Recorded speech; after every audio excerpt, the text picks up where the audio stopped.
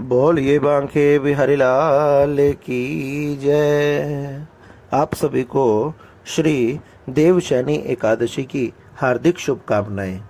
एक समय श्री युधिष्ठिर जी महाराज भगवान श्री कृष्ण के पास जाकर कहने लगे, पूछा कि हे भगवान कृष्ण, हे केशव, हे नारायण, आषाढ़ मास में शुक्ल पक्ष में आने वाली एकादशी का क्या नाम है? इसके कौन देवता हैं? आप कृपया कर कर मुझे बताएं। भगवान श्री कृष्ण बोले कि हे महिपाल, तुमने बड़ा ही सुंदर प्रश्न पूछा है। जगत में एकादशी से पवित्र कोई पर्व नहीं है, इसलिए शुक्ल पक्ष की एकादशी का व्रत मैं तुमसे कहता हूँ। आषाढ़ मास में शुक्ल पक्ष की एकादशी का नाम पद्मा नाम की एकादशी भी है। इसे देवशैनी एकादशी भी कहा जाता है। इस दिन भगवान श्री नारायण ऋषिकेश का पूजन करना चाहिए। यह उत्तम व्रत सबसे श्रेष्ठ है। जो पुराणों में कथा बताई गई है, मैं उसे तुम्हें सुनाता हूँ, तुम ध्यान पूर्वक सुनो, जिसके सुनने से बड़े बड़े पाप नष्ट हो जाते हैं। सूर्यवंश में सत्यवादी प्रतापी मानदाता नाम का एक चक्रवर्ती राजा था। वह राजा धर्म से अपने पुत्र की तरह ही अपनी प्रजा का पालन करता था और उसके राज्य में किसी प्रकार की कोई कमी नहीं थी। बहुत वर्ष बीत जाने के बाद एक बार उसके राज्य में अचानक ही 3 वर्ष के लिए वर्षा नहीं हुई और इसी से उसकी प्रजा भूख प्यास से पीड़ित होकर व्याकुल होने लगी। अन्न के अभाव से पीड़ित होने के कारण उनके राज्य में भयंकर अकाल पड़ गया। फिर प्रजा आकर राजा से बोली कि हे राजन, मेघ रूपी भगवान विष्णु सब में व्याप्त है, वे ही विष्णु वर्षा करते हैं, इसलिए हे राजन, अन्न के ना होने से प्रजा नष्ट हो रही है। ऐसा कोई यत्न, ऐसा कोई उपाय करें जिसमें सबका कल्याण हो। राजा बोला, आपने सत्य कहा है। मैं अपनी से बुद्धि से विचार करते हुए जहाँ तक मैं देख पाया, विचार कर पाया, मैंने यही देखा कि मेरा कोई भी दोष नहीं है, फिर भी ये सब क्यों घटित हो रहा है। मैं प्रजा के लिए फिर भी कोई ना कोई उपाय जरूर करूंगा। ऐसा विचार करके राजा कुछ सेना साथ में लेकर और ब्रह्मा जी को प्रणाम कर कर गहन वन में चला गया। तपस्वी मुनीश्वरों के आश्रम में विचरने लगा। राजा ने ब्रह्मा जी के पुत्र अंगिरा ऋषि को वहां पर देखा, जिनके तेज से 10 दिशाएं प्रकाशित हो रही थी। वह मानो साक्षात दूसरे ब्रह्मा जी के समान ही लग रहे थे। उनको देखकर जितेंद्रिय राजा बड़ा ही प्रसन्न हुआ और सवारी से उतरकर हाथ जोड़कर चरणों में प्रणाम किया। ऋषि ने आशीर्वाद देकर राज्य के 7 अंगों की कुशल क्षेम पूछी और फिर मुनि ने राजा के आने का कारण पूछा। राजा ने अपनी कुशल और आने का कारण सुनाया। राजा बोला कि मैंने धर्म से पृथ्वी का पालन किया, परंतु फिर भी मेरे राज्य में वर्षा नहीं हुई। इसका क्या कारण है? कृपया कर कर मेरा ये संदेह दूर कीजिए। मैं आपके पास आया हूँ। शांति और कल्याण की विधि से प्रजा का सुख करिए। ऋषि बोले कि हे राजन, ये सतयुग सभी युगों में श्रेष्ठ है। इस युग में मनुष्य ब्रह्म ज्ञानी है। इसमें धर्म के चारों चरण विराजमान है। इस युग में हर किसी को तपस्या करने का कोई अधिकार नहीं है। तुम्हारे देश में एक शूद्र तपस्या कर रहा है, क्योंकि शूद्रों का अधिकार तो केवल सेवा करना है। सेवा करने ही से वह हवन यज्ञ तपस्या आदि के फल को प्राप्त कर लेते हैं। इस अनुचित कार्य से ही वर्षा नहीं हो रही है।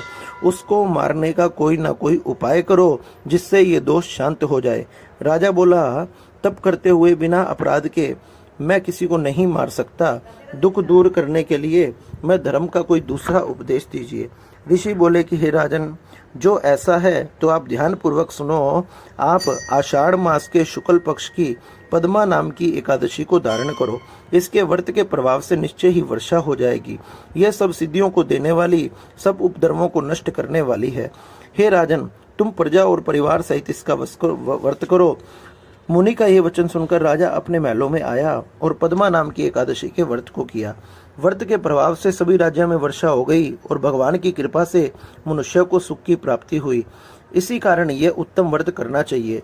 इस एकादशी को देवशैनी एकादशी भी कहते हैं। हे राजन, भगवान के प्रसन्न करने के लिए मोक्ष की इच्छा करने वालों को देवशैनी का व्रत अवश्य करना चाहिए।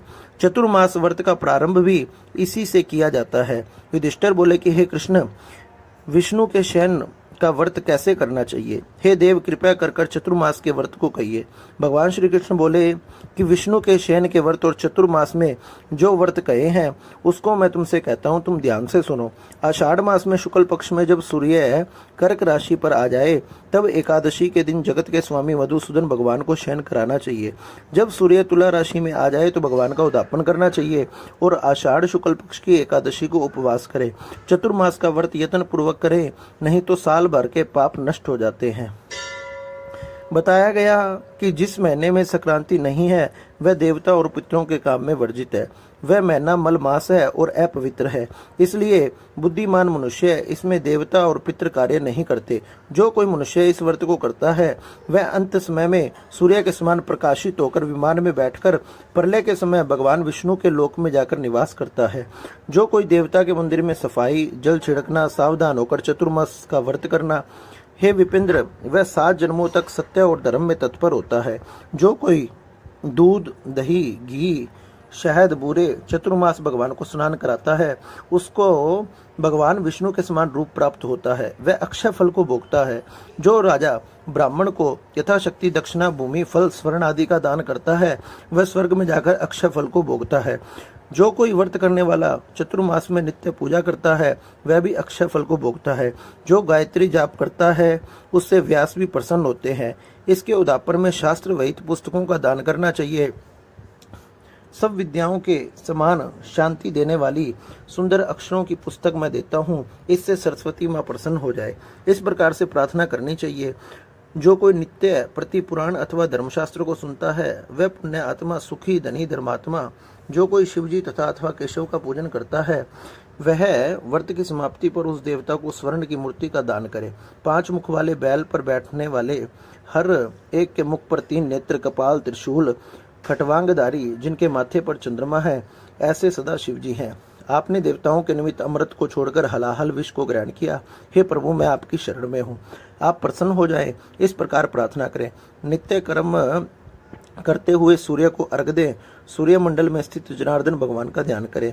व्रत की समाप्ति पर स्वर्ण, लाल वस्त्र, गोदान करने से बल की प्राप्ति होती है और व्रत करने वाला चतुर्मास में भक्ति गायत्री मंत्र से तिल का हवन करे। व्रत की समाप्ति पर बुद्धिमान ब्राह्मण के लिए 108 अथवा तिल के भरे हुए कलश, पात्र आदि दान करें। कायिक, वाचिक, मानसिक पाप इससे नष्ट हो जाते हैं। कोई रोग उसे नहीं सताता, उत्तम संतान की प्राप्ति होती है। हे जगन्नाथ, मैं तिल का पात्र दान करूंगा, मेरे पाप नष्ट कीजिए। इस प्रकार प्रार्थना करें। जो सावधान होकर चतुर्मास में अन्न का होम करता है, व्रत की समाप्ति पर वस्त्र, स्वर्ण, घी के कलश का दान करता है, ऐसा करने से ब्रह्मा के समान हो जाता है। जो कोई पीपल की सेवा करके समाप्ति पर वस्त्र का दान करता है वह सब पापों से छूटकर विष्णु भक्त हो जाता है। जो तुलसी धारण करता है उसके सभी पाप दूर हो जाते हैं, जो विष्णु लोक को प्राप्त होता है। हे पांडव, व्रत की समाप्ति पर उसे ब्राह्मण को भोजन कराना चाहिए। देवशैनी पर दूब को प्रातःकाल माथे पर धारण करके लक्ष्मी नारायण को प्रसन्न करने के लिए कहें कि हे दुर्वे, तू अमृत से पैदा हुई है, सुर असुर सबसे बंधन है, तू सौभाग्य संतान को देने वाली है। हे कुरुश्रेष्ठ, व्रत की समाप्ति पर मैं सोने की दूब बनवाऊंगा। उस दूब के अग्रभाग से पत्ता बनाकर वस्त्र और दक्षिणा सहित ब्राह्मण को देवें। इस प्रकार जो सावधानी से चतुर्मास का व्रत करता है उसको दुख और रोग का भय नहीं रहता। पापों से छूटकर सब आनंद को भोगकर स्वर्ग लोक में सुख भोगता है। जो कोई केशव अथवा शिव के समान नित्य कीर्तन करता है उसको जागरण का फल प्राप्त होता है। व्रती को सुंदर बजने वाले घंटा, ध्वनि आदि दान करने चाहिए। प्रार्थना करनी चाहिए कि हे सरस्वती, सदा मेरे ऊपर प्रसन्न रहे। मेरे अध्ययन में जो मूर्खता है उसे आप दूर कीजिए। इस प्रकार से एक दूध की गो देनी चाहिए। हे राजेंद्र, जो शक्ति न हो तो 2 वस्त्र देने चाहिए। जो कोई पितरों की भक्ति करता है वह अखंड सुख को प्राप्त करता है। व्रत की समाप्ति पर जो ब्राह्मण को भोजन कराता है उसकी आयु और धन बढ़ता है। प्रातःकाल संध्या करके नियम करके समाप्ति पर ब्राह्मण को घी से भरकर गड़ा, वस्त्र, तिल, घंटा देना चाहिए। सरस्वती के तत्व को जानकर विद्यावान होता है। सदा दान करने वाला मनुष्य सभी सुखी रहता है, सब दुखों से छूटकर भाग्यशाली और अखंड सुख को भोगता है। जो नित्य शाक, मूल, फल, शक्ति ब्राह्मण को देता है वह व्रत के अंत में बहुत सुख भोगकर राज्य योगी हो जाता है। जैसे शाक मनुष्यों की तृप्ति कारक है उसी तरह सब देवताओं को भी प्रिय है। वैसे ही कंद, मूल, फल ये देव ऋषियों को प्रिय है। विष्णु को शयन करने पर चतुर्मास में जो इसका दान करता है, देवता उसका कल्याण करते हैं। इसलिए सूर्य नारायण की प्रसन्नता के लिए सुशील ब्राह्मणों को सोंठ मिर्च पीपल देवे। उस सोंठ मिर्च पीपल में दक्षिणा रखकर कहें कि जैसे सोंठ मिर्च पीपल मनुष्य के रोगों को दूर करता है, वैसे सूर्य भगवान इसके दान से प्रसन्न हो जाए। बुद्धिमान मनुष्यों को भले प्रकार से व्रत करके उद्यापन करना चाहिए। हे पार्थ, इसके करने से केशव भगवान प्रसन्न होते हैं। दिन से भगवान क्षीर सागर में शयन करते हैं और जब जागते हैं उतने दिन एकाग्रचित होकर उपवास करना चाहिए। इस प्रकार से जो इस चतुर्मास व्रत को धारण करता है, भगवान उस पर अत्यंत कृपा करते हैं, उसे अपने धाम में, अपने हृदय में स्थान देते हैं और सदा सदा के लिए उसे अपना लेते हैं। इसलिए भगवान की इस पद्मा एकादशी का, देवशयनी एकादशी का व्रत मनुष्यों ने जरूर धारण करना चाहिए। बोलिए नारायण भगवान की जय।